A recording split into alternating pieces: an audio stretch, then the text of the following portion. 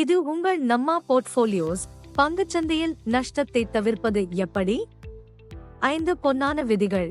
பங்குச்சந்தையில் லாபம் சம்பாதிப்பது எல்லாருக்கும் ஆசை. ஆனால் நஷ்டம் வராமல் காப்பதுதான் உண்மையான திறமை. இன்று நம்ம பார்க்க போறது உங்க பணத்தை பாதுகாப்பாக வைத்துக்கொள்ள 5 பொன்னான விதிகளை. வாங்க வீடியோக்குள்ள போலாம். விதி 1, பேராசையை தவிர்க்கவும். மார்க்கெட்டில் பெரிய தவறு என்னன்னா பேராசை.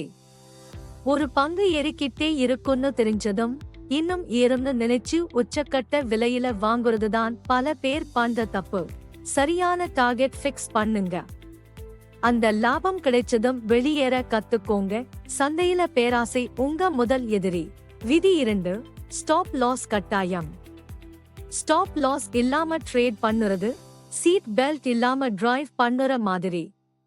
நீங்க ஒரு பங்கை வாங்குறதுக்கு முன்னாடியே இந்த விலைக்கு கீழே போனா நான் வித்துடுவேன்னு எப்போதும் ஒரு லாஸ் லிமிட் ஃபிக்ஸ் பண்ணுங்க. உங்க ஐ காப்பாத்துறதுதான் ஃபர்ஸ்ட் பிரையாரிட்டி. விதி 3, முழு பணத்தையும் ஒரே இடத்தில் போடாதீர்கள். டைவர்சிஃபிகேஷன் ரொம்ப முக்கியம். எல்லா முட்டைகளையும் ஒரே கூடையில வைக்காதீங்க. அதாவது உங்ககிட்ட இருக்கிற எல்லா பணத்தையும் ஒரே கம்பெனி பங்கிலேயோ அல்லது ஒரே துறையிலோ முதலீடு செய்யாதீங்க.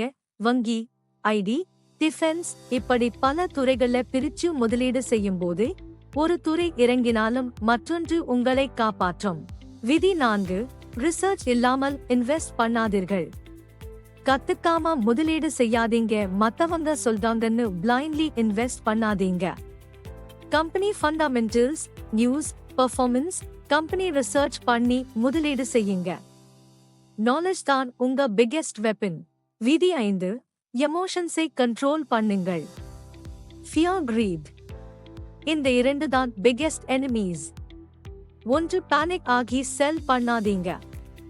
2, ஓவர் கான்பிடென்ஸில் பை பண்ணாதீங்க. காம் மைண்ட் செட்ல டிசிஷன் எடுக்கணும். பங்குச்சந்தை எப்பவும் ரிஸ்க் நிறைந்தது. உங்ககிட்ட இருக்கிற உபரி பணத்தை, அதாவது சர்ப்ளஸ் மணி மட்டும் முதலீடு செய்யுங்க. முடிவு, இந்த 5 விதிகளையும் ஃபாலோ பண்ணீங்கன்னா பங்குச்சந்தையில நீங்களும் ஒரு வெற்றியாளரா ஆகலாம். நஷ்டத்தை பெரிய அளவில் அவாய்ட் பண்ணலாம். உங்க போர்ட்ஃபோலியோவை சரியாக திட்டமிட எங்க சேனலை தொடர்ந்து பாருங்க. இந்த வீடியோ உங்களுக்கு பிடிச்சி இருந்தா லைக் பண்ணுங்க, ஷேர் பண்ணுங்க. நம்ம போர்ட்ஃபோலியோ சேனலுக்கு சப்ஸ்கிரைப் பண்ண மறக்காதீங்க. நன்றி, வணக்கம்.